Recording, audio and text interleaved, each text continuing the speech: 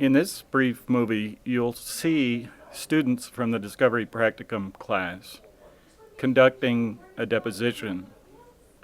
The deposition takes place in the context of the problem set that we work on throughout the semester. It involves injured plaintiff in a drug product liability case. Good afternoon, Mr. Hartman. My name is Daniel Mock, and I'll be conducting your deposition today. Okay. Mr. Hartman, have you ever had your deposition taken before? I have not. All right, well, have you spoken to anyone about your testimony you're about to give today? Besides my attorneys, no. Okay. Now, do you understand that you're here today to give sworn testimony under the penalty of perjury? I do. I want to go over a couple ground rules before we get started.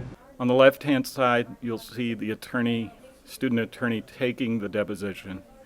On the right-hand side, you'll see the witness, and to the witness' left-hand side, another student who's been assigned for that deposition to defend and occasionally will offer objections.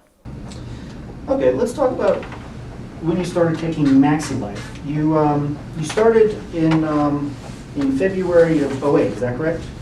Yes. Do you know how long your prescription was for? 3 months. I received a 3 month supply. Okay. And so you had taken other high blood pressure medications prior to taking MaxiLife. Is that correct? Yes, I've had high blood pressure for some time, and I've been on medication.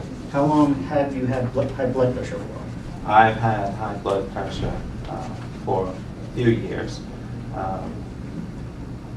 probably since 2003. Since 2000. In back, taking down what the students are saying is a court reporter, a student court reporter. Actually, there are two in each deposition, and they're taking full transcripts, just like a live deposition, and a week later they produce a print transcript. I'd like to hand you what we will mark as Defendant's Exhibit A. That's a copy for you as well. And could you turn to page 2? Oh, first of all, does this document look familiar to you?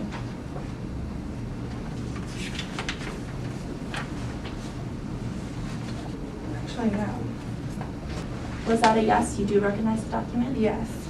Great. I'd like for you to turn to page 2 under heading 2, Dosage and Administration. Okay.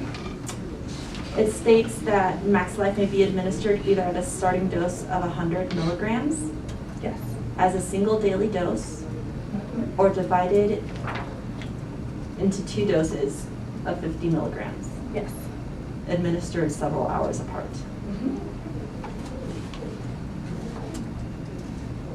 So you stated that you did start Gail Hartman on 100 milligrams? Yes. Was that twice a day or once daily? That was once daily. Once daily. Could you explain why you decided to start at 100 milligrams instead of 50 with MaxiLife? I believe it says within the prescribing information that in order to reduce high blood pressure, the 100 milligrams is more beneficial, and that was the ultimate goal of the drug.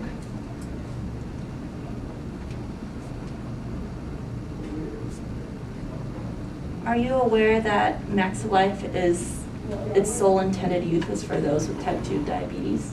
I don't believe it's its sole intended, but that is its use. Yes, it's supposed to be for people with diabetes.